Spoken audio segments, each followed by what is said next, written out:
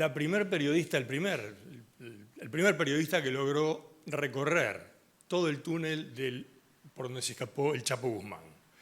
Es una periodista de Televisa, de México, llamada Paola Rojas, tiene 1.200.000 seguidores en Twitter, y logró recorrer el 1,5 kilómetros.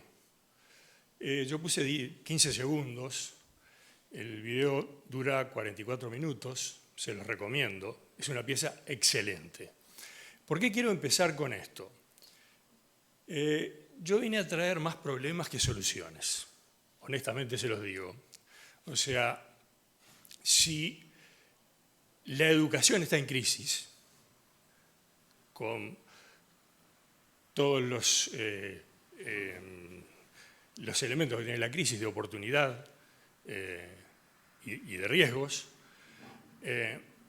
la comunicación está más aún en crisis. O sea que estar haciendo educación en comunicación es realmente problemático hoy en día. Por eso empecé con este video para mostrar dónde está la soga. Esta periodista recorrió por primera vez todo el túnel, se detuvo en algunos puntos donde había, por ejemplo, trampas para que, si lo perseguían, poder bloquear el túnel para los de atrás. O sea, mostró con detalle, a través de 3/4 de hora filmados, cómo fue esta fuga que puso en ridículo al sistema carcelario de uno de los países más importantes de América Latina, como es México. No solo hizo esto, sino que además tomó una decisión, o lo tomó la empresa para la que trabaja. Colocó este video en YouTube inmediatamente, donde tiene millones de vistas. O sea que hoy los periodistas tienen que resolver varios problemas, pero entre ellos, más allá de realizar la tarea de producir la historia que les encargaron y que están ávidos por conocer los televidentes, los oyentes, los lectores, tienen que decidir en qué plataforma lo colocan. Y por tanto tienen que producir para esa plataforma. Este es uno de los problemas fundamentales a los que se enfrenta el periodismo hoy.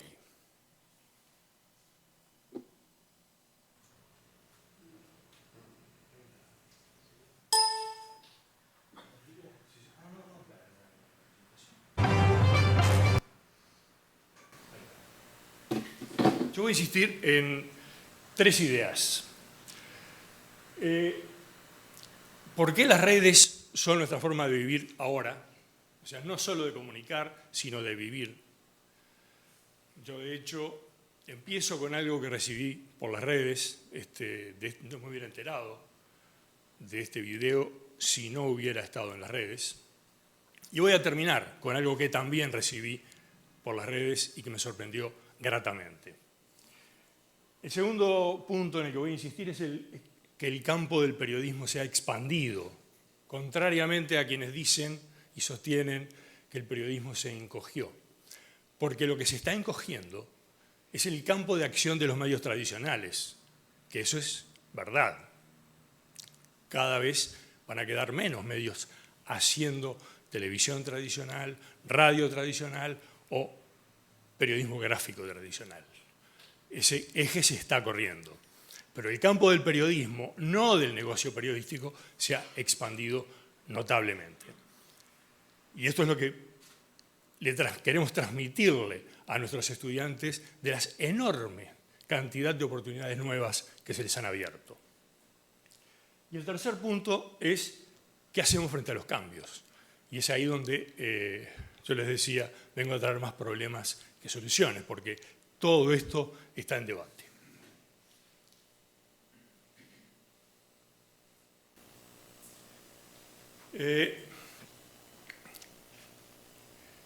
Lo primero es ubicarnos en la nueva situación. Hace 24 años había redes reticulares, Cuando digo redes reticulares me refiero a que son redes descentralizadas, o sea que son redes que son inteligentes en el centro, pero también en la periferia. O sea que nosotros veníamos habituados a redes inteligentes en el centro, pero sin inteligencia en la periferia, como por ejemplo la red televisiva, o la red telefónica, o la red del broadcasting.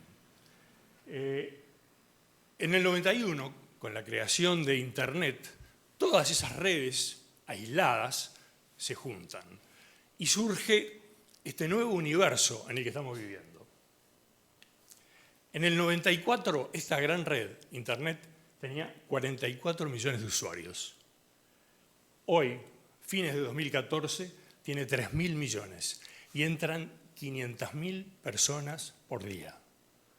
Cada 7 días, cada semana, tenemos un Uruguay entero en la red. Por lo tanto, hace 20 años no existía Google, ni Facebook, ni Twitter, ni las decenas de redes que están surgiendo a diario hoy, y ya ni podemos llevar la cuenta. Y esta es la primera idea que quiero transmitirles. La forma en que vivimos ahora data de la última década. Tiene apenas 10 años. Se nos ha movido el piso de forma sustancial en apenas una década.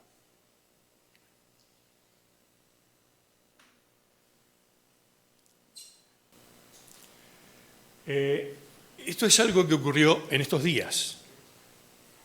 Probablemente muchos de nosotros no han calibrado la importancia que tiene este dato.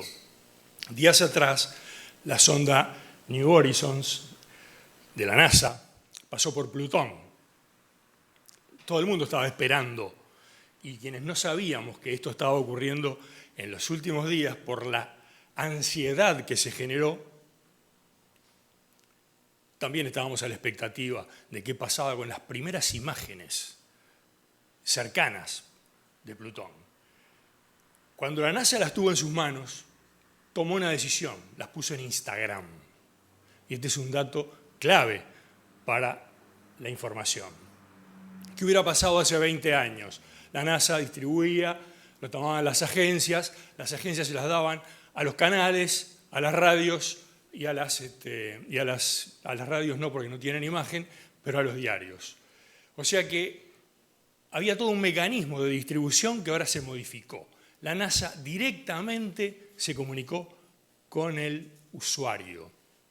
Instagram tiene apenas 300 millones de usuarios. Pero la NASA sabe que por ahí está la clave. O sea que este es un paso que se dio en materia de comunicación que va a marcar un hito.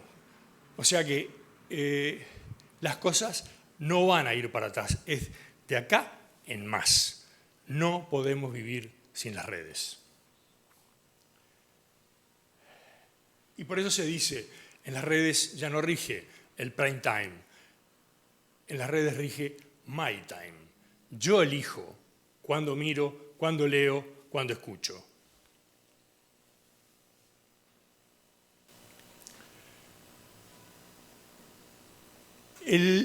La migración de los medios a las redes empezó hace unos 10 años.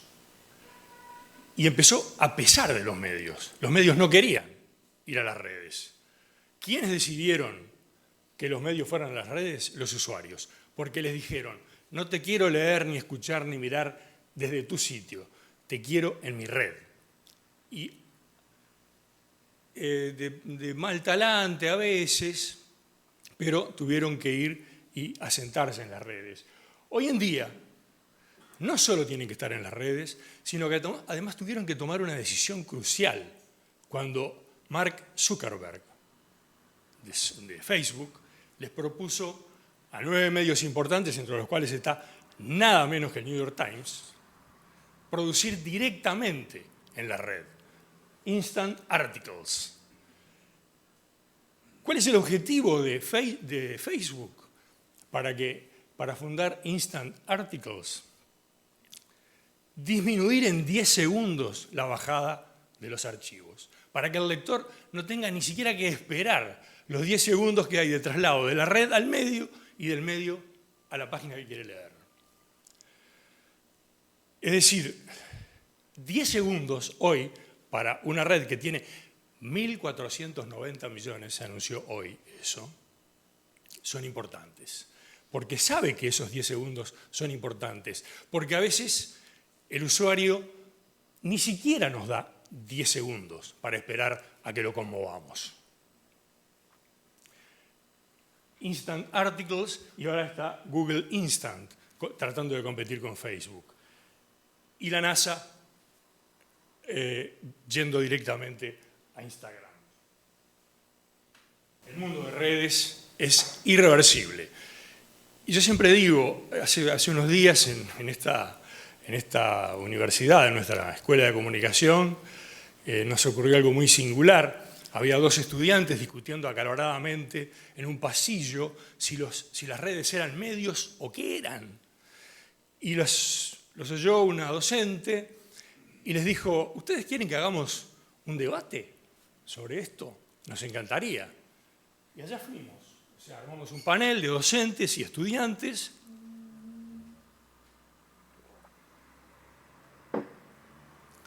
Y produjimos una discusión. Yo ahí expuse mi punto de vista. Las redes de ninguna manera son medios. Las redes son redes. Y para poner un punto de comparación, para que se entienda lo que es una red hoy en día, decía, antes, para comprar el diario teníamos que ir al kiosco. Para ver televisión o la radio teníamos que ir a la red de broadcasting. Bueno, hoy el sistema nervioso de la comunicación que sustituye a la red de kioscos y a la red de broadcasting son las redes. Esas son las redes. De ninguna manera son medios. Son vehículos para llegar a los medios. Nunca van a ser medios. Fíjense, otra de las cosas que está ocurriendo. Esto también me llegó por las redes. Si yo no estuviera en las redes, si no estuviera en Twitter, no hubiera visto esto. Este cartel está en una ruta de Estados Unidos, creo que de California, y introduce algo que ha sido dado, que se da en llamar el periodismo accidental. Si lo ves, reportalo, que va a ser útil. Promovido por dos cadenas televisivas asociadas. O sea, es lo que se ha dado a llamar el periodismo ciudadano. A mí no me gusta el tema, no me gusta el título, porque confunde. El periodismo es una cosa, los ciudadanos con un móvil en su mano son otra cosa. Pero sí me gusta periodismo accidental. Por accidente, porque vi un choque, porque vi un disturbio, porque vi un terremoto, me transformé en usuario que envía información. Y esto está ya promovido en los Estados Unidos.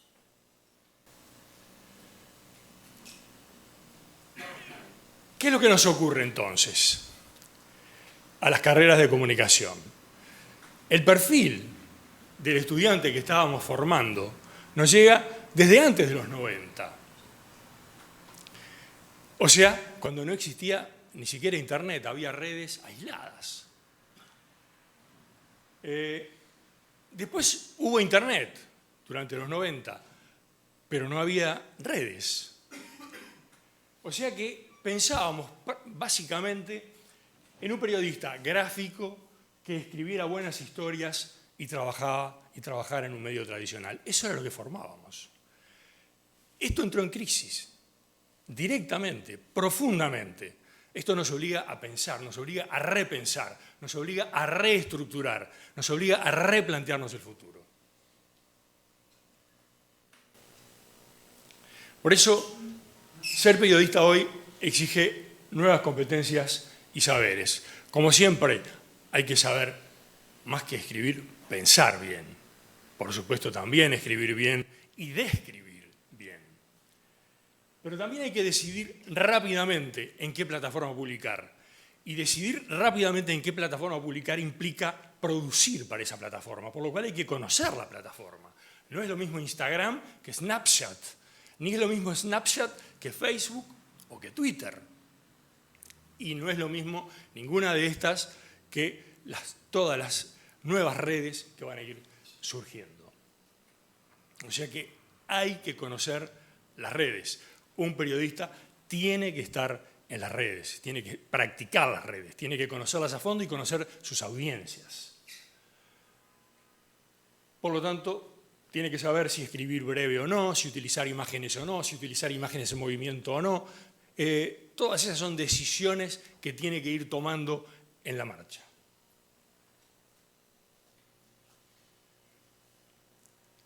O sea que ya estamos pensando en un profesional que en primer lugar no separa lo gráfico del sonido o la imagen. O sea, trabaja todo en forma conjunta. Que quizá no trabaje en medios tradicionales. Es más, la mayoría no va a trabajar en medios tradicionales porque van a ir dejando de existir. Van a quedar muy pocos medios tradicionales haciendo lo mismo que hacían hace 2 o 3 décadas atrás. O sea que lo más probable es que tengan que desarrollar su propio proyecto. Por eso es muy probable, esta es una opinión personal, no involucra para nada a la escuela de comunicación en la que trabajo, pero es la idea que voy a defender en estas discusiones. Probablemente nuestras aulas se parezcan mucho a una incubadora de proyectos, y es lo que deseo que se parezcan. Nuestros periodistas también pueden terminar siendo guionistas de series de televisión o de películas. Ya los hay por todo el mundo. Están habiendo guionistas que salen del periodismo, porque saben investigar, porque saben crear historias y porque saben explicar y describir. Tienen una cabeza equipada para comunicar.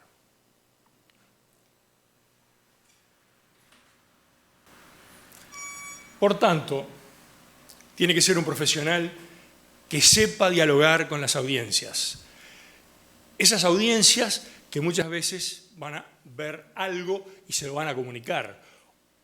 O también puede ocurrir esas audiencias que lo van a discutir, o que le van a modificar, o que le van a enmendar la plana, o que le van a complementar la información que está dando.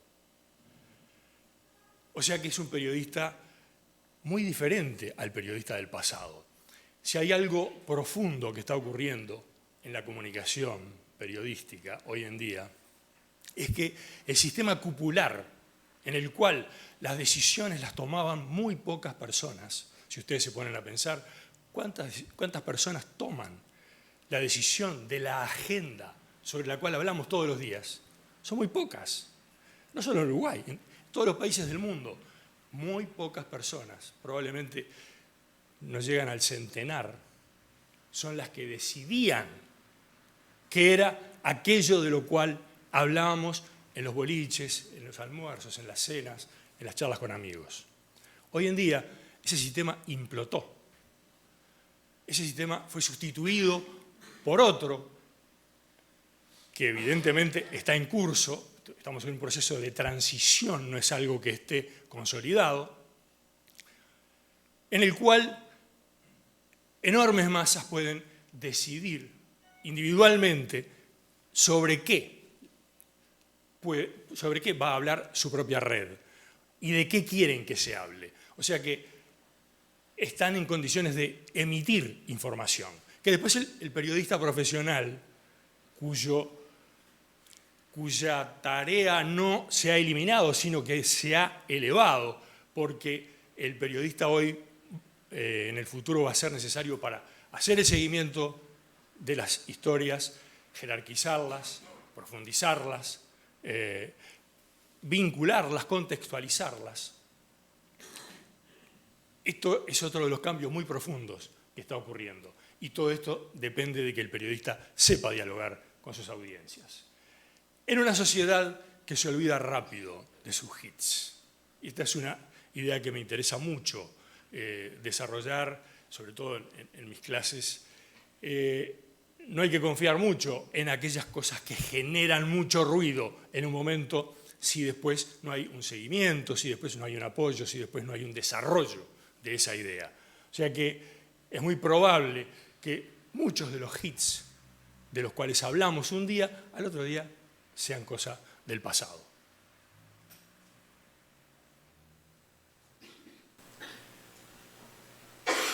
Esto nos obliga a serios cambios en el enfoque.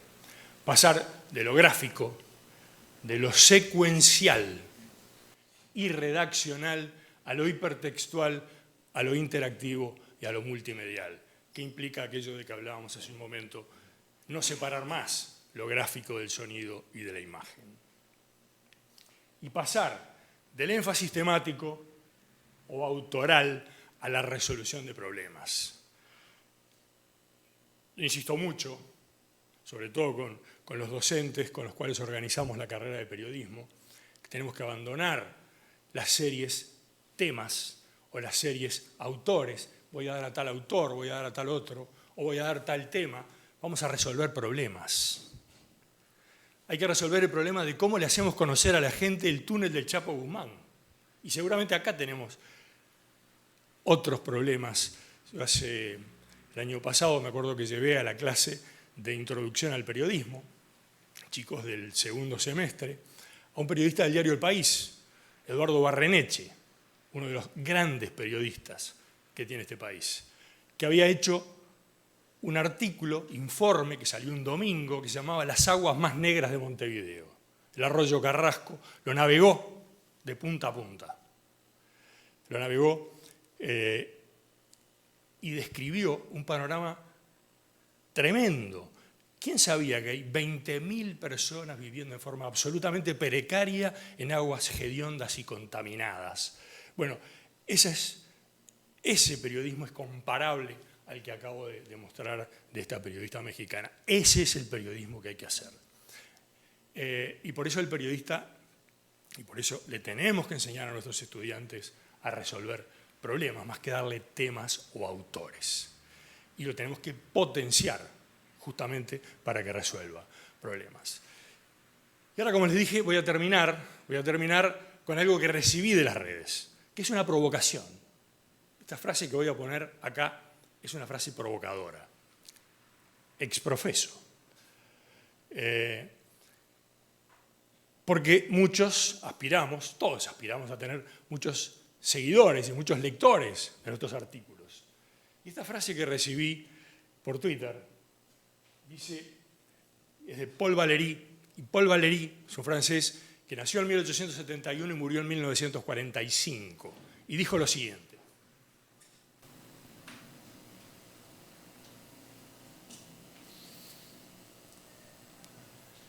y esto a mí me parece maravilloso.